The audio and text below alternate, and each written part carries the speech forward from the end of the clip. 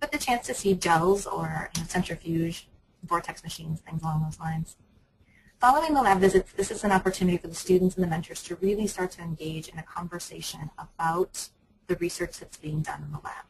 So the research mentor will select a specific protein that they want to have modeled, and then talk with the students about that protein, picturing it into the macroscopic scale so that the students are aware of what is happening at that larger scale, and then working their way down to a very specific protein, and then very specific amino acids on the protein that do the specific functions.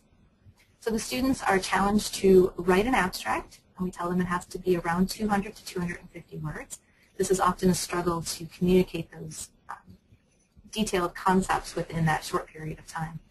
And then they also design their model and create a representation of that protein that's useful to both the students and to the researcher.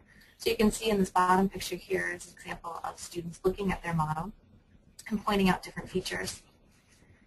And that takes us through usually until about the end of December. So then in January, we kick off the presentation phase where we talk to the students about how to present their project.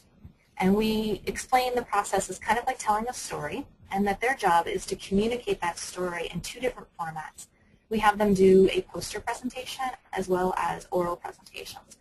The poster presentation is designed for a scientific audience. We want the students to be prepared to discuss their research at a level with other scientists. So this is where they get the details and the very specific information about their protein. We also have them do an oral presentation where the oral presentation is geared towards a lay audience. So we want them to be able to work on both sets of communication skills, one where you're talking to colleagues who are knowledgeable in an area, as well as talking to